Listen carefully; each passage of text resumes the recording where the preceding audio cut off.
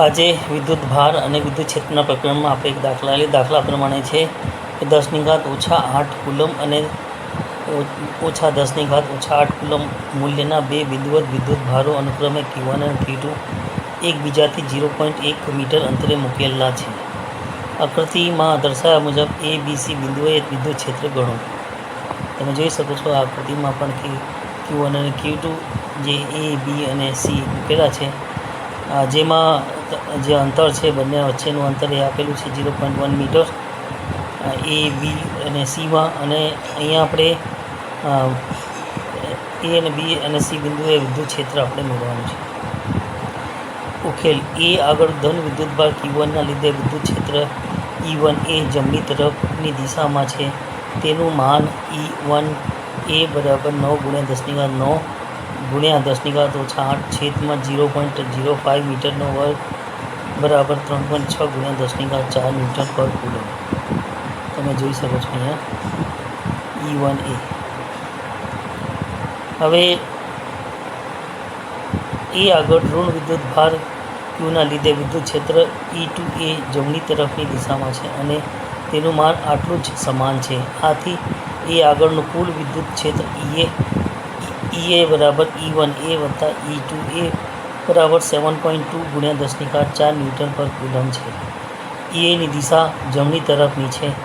B આગળ ધન વિદ્યુત ભાર Q1ના લીધે વિદ્યુત ક્ષેત્ર E1B ડાબી તરફની દિશામાં છે અને તેનું માન E1B બરાબર 9 × 10⁻9 × 10⁻8/0.05 આને સોલ્વ કરતાં એટલે 3.6 × 10⁻4 ન્યૂટન પર કુલમ છે.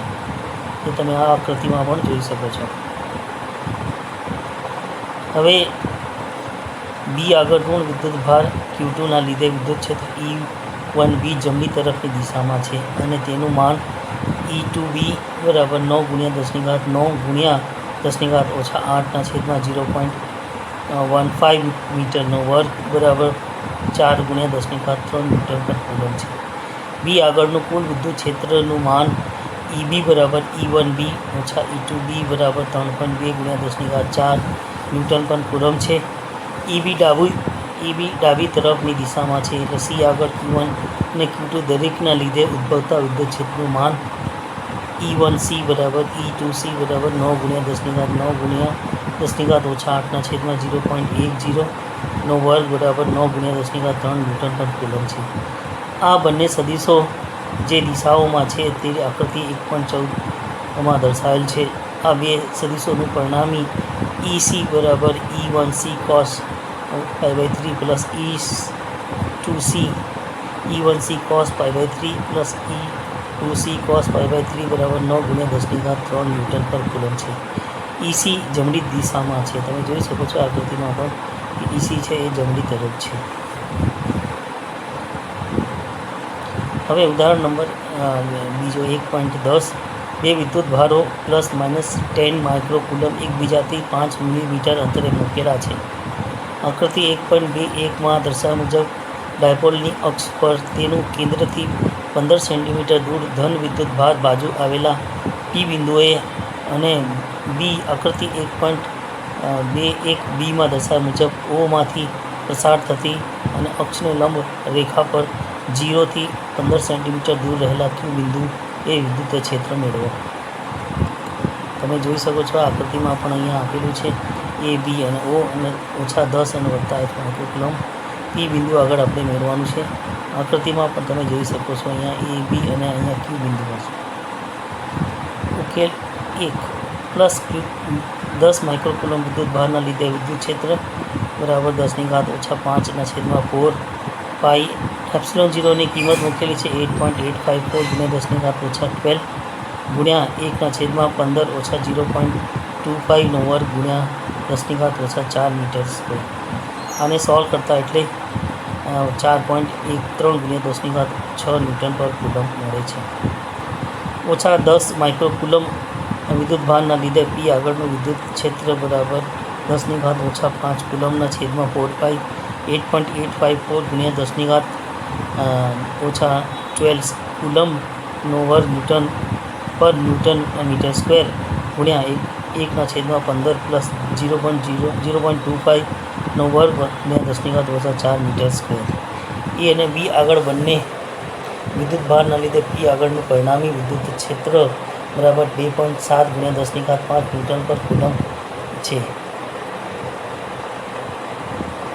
આ ઉદાહરણમાં ઓપી છેદમાં ઓબી ગુણોત્તર ઘણો મોટો એટલે બરાબર 60 છે. આમ આપણે ડાયપોલની અક્ષ પર ખૂબ જ દૂરના બિંદુએ વિદ્યુત ક્ષેત્ર માટેનું સૂત્ર સીધું વાપરીએ તો પણ લગભગ ઉપરના પરિણામ જ મળે છે. એકબીજાથી 2 અંતરે રહેલા પ્લસ માઇનસ ક્યુ વિદ્યુત ભારને બનતી ડાયપોલ અક્ષ પર જે બિંદુઓ પરના વિદ્યુત ક્ષેત્રનું માન E બરાબર 2p/4πε0 r3 r છેદમાં 1 ઘણો મોટો ગ્રેટર દેન 1 પરથી મળે છે, જ્યાં p બરાબર 2a ક્યુ ડાયપોલ ચાકની ચાકમાત્રાનું માન છે. ડાયપોલની અક્ષ પર વિદ્યુત ક્ષેત્રની દિશા હંમેશા ડાયપોલ ચાકમાત્રાના સદિશની દિશા એટલે ઓછા ક્યુથી વત્તા ક્યુ તરફ હોય છે અને p બરાબર 10⁻⁵ ગુણ્યા 5 ગુણ્યા 10⁻⁻3 બરાબર 5 ગુણ્યા 10⁻⁸ કિલોમીટર. તેથી E બરાબર 2 ગુણ્યા 5 ગુણ્યા 10⁻⁸/4πε0 ની કિંમત 8.854 ગુણ્યા 10⁻12 ગુણ્યા 1/15 ગુણ્યા 10⁻6 બરાબર 2.6 ગુણ્યા 10⁵5 ન્યૂટન પર કુલમ મળે છે. અને તે ડાયપોલ ચાક માત્રાની દિશા એબીની દિશામાં છે, જે અગાઉ મેળવેલા પરિણામની નજીક છે.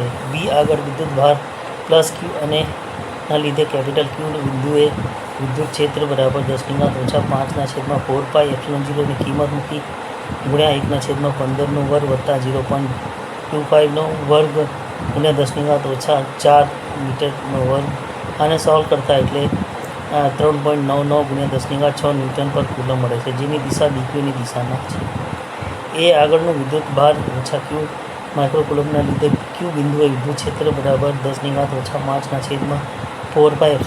કિંમત મૂકી ગુણ્યા 1/15 વર્ગ વત્તા 0.25 વર્ગ ગુણ્યા 10⁻⁴. આને સોલ્વ કરતા એટલે 3.99 ગુણ્યા 10⁻6 ન્યૂટન પર કુલમ મળે છે અને એ એની દિશામાં હોય છે. અહીંયા સ્પષ્ટ છે કે આ બંને સમાન મૂલ્યોના બળો પર OQ રેખા પર ઘટકો નાબૂદ થશે અને BA રેખાઓને સમાંતર ઘટકોનો સરવાળો થશે. આથી A અને Bની આગળ બે વિદ્યુત ભારને લીધે Q આગળનું પરિણામી ક્ષેત્ર બરાબર 2 ગુણ્યા 0.25 √15 વર્ગ વત્તા 0.25 વર્ગ ગુણ્યા 3.99 ગુણ્યા 10⁻6 ન્યૂટન પર કુલમ BAની દિશામાં છે, બરાબર 1.33 ગુણ્યા 10⁻5 ન્યૂટન પર કુલમ એ BAની દિશામાં છે. કિસ્સા એની જેમ જ ડાયપોલની અક્ષને લંબ રેખા પરના ઘણા દૂરના બિંદુઓ આગળ વિદ્યુત ક્ષેત્ર માટેનું સૂત્ર સીધો ઉપયોગ કરતા લગભગ આ જ પરિણામ મળે તે અપેક્ષિત છે. એટલે E બરાબર 1 p/4πε0 r3 r/a > 1 અહીંયા કિંમત મૂકી દેતા એટલે બરાબર 5 ગુણ્યા 10⁻⁴πε0 ની કિંમત ગુણ્યા 1/15 ગુણ્યા 10⁻6 સોલ્વ કરતા એટલે 1.33 ગુણ્યા 10⁻5 ન્યૂટન પર કુલમ. આ કિસ્સામાં વિદ્યુત ક્ષેત્રની દિશા ડાયપોલ ચાકમાત્રાના સદિશની વિરુદ્ધ દિશામાં છે. આ પરિણામ પણ અગાઉ મેળવેલ પરિણામ સાથે સુસંગત છે. ઉદાહરણ 1.11 આકૃતિ 1.27માં વિદ્યુત ક્ષેત્રના ઘટકો EX બરાબર આલ્ફા x⁻² અને EY બરાબર EZ બરાબર 0 છે, જ્યાં આલ્ફા બરાબર 800 ન્યૂટન પર કુલમ મીટર⁻², એ ઘનમાંથી ફ્લક્સ અને બી ઘનની અંદરના વિદ્યુત ભારની ગણતરી કરો. એ બરાબર 0.1 મીટર ધારો. આકૃતિમાં તમે જોઈ શકો છો કે ઘન છે એ x અક્ષ પર મૂકેલ છે અને જ્યાં તમે જોઈ શકો છો કે EX બરાબર આલ્ફા x⁻², EY અને EZ એ 0 હોય છે. વિદ્યુત ક્ષેત્રને માત્ર x ઘટક હોવાથી x દિશા અને લંબ બાજુઓ માટે E અને ΔS સદિશો વચ્ચેનું કોણ ±π/2 છે. આથી છાयांकित કરેલ બે બાજુઓ સિવાયની દરેક બાજુ માટે φ બરાબર E ડોટ ΔS અલગ અલગથી 0 બનશે. ડાબી તરફની બાજુ આગળ વિદ્યુત ક્ષેત્રનું માન E લેફ્ટ બરાબર આલ્ફા ગુણ્યા x⁻1/2 બરાબર આલ્ફા ઇન્ટુ a⁻1/2. ડાબી સપાટી આગળ x બરાબર a. જમણી તરફની સપાટી આગળ વિદ્યુત ક્ષેત્રનું માન ER બરાબર આલ્ફા x⁻1/2 બરાબર આલ્ફા ઇન્ટુ a વત્તા એટલે 2a⁻1/2. જમણી સપાટી આગળ x બરાબર 2a. તમે જોઈ શકો છો આકૃતિમાં પણ છે કે a વત્તા a એટલે 2a. અનુરૂપ ફ્લક્સ આ પ્રમાણે છે. φL flux left hand side બરાબર EL ડોટ ડેલ્ટા એસ બરાબર ડેલ્ટા એસ ઇન્ટુ EL એકમ સદિશ NL EL ds cos theta બરાબર માઇનસ EL ds કારણ કે થીટા બરાબર 180. φL બરાબર ઓછા EL a સ્ક્વેર અને φR બરાબર ER ડોટ ડેલ્ટા એસ બરાબર ER delta S cos theta. Theta અહીંયા શૂન્ય છે એટલે ER dot delta S is equal to ER a square. ઘનમાંથી કુલ ફ્લક્સ φR પ્લસ φL બરાબર ER a સ્ક્વેર ઓછા EL a સ્ક્વેર બરાબર a સ્ક્વેર ER ઓછા EL. કિંમત મૂકી દેતા બરાબર આલ્ફા a સ્ક્વેર 2a⁻1/2 ઓછા a⁻1/2 અને આલ્ફા a⁵/2 ઇન્ટુ √2 - 1. સોલ્વ કરતાં એટલે 800 ગુણ્યા આલ્ફા બરાબર 800 ગુણ્યા 0.1⁵/2 √2 - 1 1.05 ન્યૂટન મીટર સ્ક્વેર પર કુલમ. ઘરની અંદરની બાજુ વિદ્યુતભાર મેળવવા માટે આપણે ગૌસનો નિયમનો ઉપયોગ કરીએ છીએ. આમ આપણે φ બરાબર ક્યુના છેદમાં ε0 પરથી q બરાબર φ ઇન્ટુ ε0 મળે. તેથી q બરાબર 1.05 ગુણ્યા 8.854 ગુણ્યા 10⁻⁻12 બરાબર c કુલમ એટલે બરાબર 9.27 ગુણ્યા 10⁻12 કુલમ. ફરીથી φ બરાબર ક્યુના છેદમાં ε0 તે પરથી q બરાબર φ ઇન્ટુ ε0 φ અને ε0ની કિંમત મૂકતા એના છેલ્લે આપણે 9.27 ગુણ્યા 10⁻12 કુલમ પ્રાપ્ત થશે. ઉદાહરણ 1.12. એક વિદ્યુત ક્ષેત્ર ધન x માટે ધન x દિશામાં અને સમાન છે તેમજ ઋણ x માટે તેટલા જ મૂલ્યના સમાન અને ઋણ x દિશામાં છે. x0 માટે E બરાબર 200 I ન્યૂટન પર કુલમ. x0 માટે E બરાબર ઓછા 200 I ન્યૂટન પર કુલમ આપેલ છે. 20 સેન્ટીમીટર લંબાઈ અને 5 સેન્ટીમીટર ત્રિજ્યાના નળાકાર કેન્દ્ર ઉદ્ગમ પર અને અક્ષ x દિશામાં છે. તેથી આ સપાટી x બરાબર 10 સેન્ટીમીટર અને બીજી x બરાબર ઓછા 10 સેન્ટીમીટર આગળ છે. દરેક સપાટ બાજુઓમાંથી બહાર આવતું ફ્લક્સ કુલ ફ્લક્સ મેળવો. અને બીજું નળાકારની વક્ર બાજુમાંથી ફ્લક્સ કેટલું હશે. નળાકારમાંથી બહાર આવતું કુલ ફ્લક્સ કેટલું છે. નળાકારની અંદર કુલ વિદ્યુતભાર કેટલો છે. આકૃતિ પરથી તમે જોઈ શકો છો. આ આકૃતિ છે નળાકાર. 20 સેન્ટીમીટર લંબાઈ છે. કેન્દ્ર છે ત્યાંથી 10 સેન્ટીમીટર ધન x દિશામાં 10 ઓછા 10 સેન્ટીમીટર ઋણ x દિશામાં અને ધન x દિશામાં જે વિદ્યુત ક્ષેત્ર અને ક્ષેત્રફળ સદિશ બંને બાજુ તમે જોઈ શકો છો. અને સપાટી પર આકૃતિ પરથી આપણે જોઈ શકીએ છીએ કે ડાબી સપાટી પર E અને ડેલ્ટા એસ સમાંતર છે. જેથી એ તરફનું ફ્લક્સ φL બરાબર E ડોટ ડેલ્ટા એસ બરાબર ઓછા 20 I ઇન્ટુ ડેલ્ટા એસ બરાબર વત્તા 20 ડેલ્ટા એસ કારણ કે I ડોટ ડેલ્ટા એસ બરાબર ઓછા ડેલ્ટા એસ અને આ ઓછા ઓછા વત્તા એટલે વત્તા 200 ગુણ્યા πr સ્ક્વેર એટલે પાઈ અને આરની કિંમત 0.05નો વર્ગ બરાબર 1.57 ન્યૂટન મીટર સ્ક્વેર પર કુલમ. જમણી સપાટી પર E અને ડેલ્ટા એસ સમાંતર છે. તેથી delta R E dot delta S બરાબર 1.57 ગુણ્યા 1.57 ન્યૂટન મીટર સ્ક્વેરના છેદમાં કુલમ. બી નળાકારની બાજુ પર કોઈપણ બિંદુ માટે E ડેલ્ટા એસને લંબ છે. જેથી E ડેલ્ટા એસ બરાબર 0 બને છે. તમે આકૃતિમાં પણ જોઈ શકો છો આ સપાટી પર. તેથી નળાકારની વક્ર બાજુએથી ફ્લક્સ 0 છે. નળાકારમાંથી કુલ બહાર આવતું ફ્લક્સ φ બરાબર 1.57 વત્તા 1.57 વત્તા 0 બરાબર 3.27 न्यूटन मीटर स्क्वेर पर कूलम। ડી નળાકારની અંદરનો કુલ વિદ્યુત ભાર ગૌસના નિયમ પરથી મેળવી શકાય છે. ક્યુ બરાબર ε0 ફાઈ ε0ની કિંમત મૂકતા 8.854 ગુણ્યા 10⁻⁻12 ગુણ્યા 3.14 અને સોલ્વ કરતાં આપણને પ્રાપ્ત થશે 2.78 ગુણ્યા 10⁻11 કુલમ. ઉદાહરણ 1.13.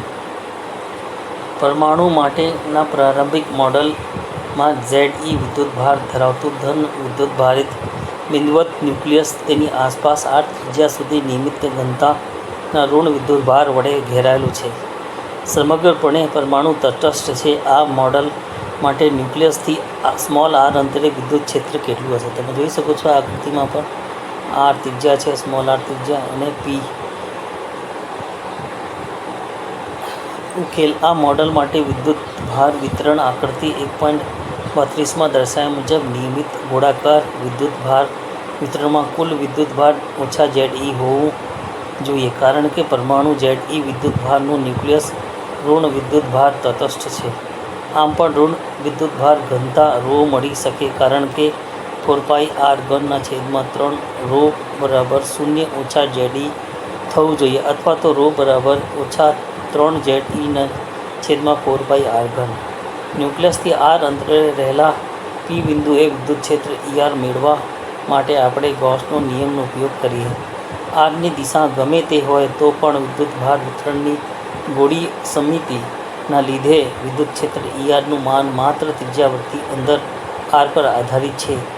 તેથી તેની દિશા ઉદ્ગમથી પી તરફની ત્રિજ્યા સદિશ આરની દિશામાં છે. સ્વાભાવિક રીતે ગૌસિયન સપાટી કેન્દ્ર તરીકે ન્યુક્લિયસની આસપાસ ગોળાકારની સપાટી છે. આપણે બે પરિસ્થિતિ વિચારીએ, R R અને R R.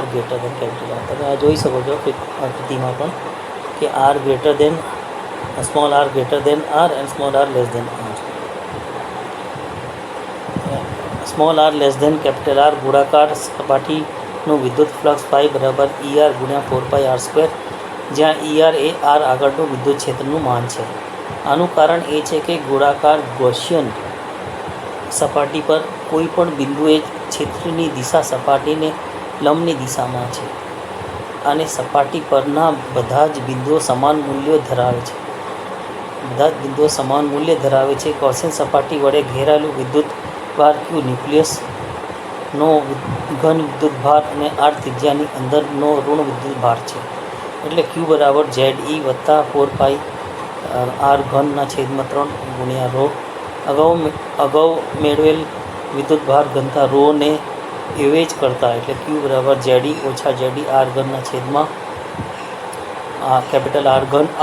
આ પરથી ગૌસનો નિયમ પ્રમાણે ER બરાબર Ze/4πε0 બ્રેકેટમાં 1/r² ઓછા R/R3, જ્યાં R R.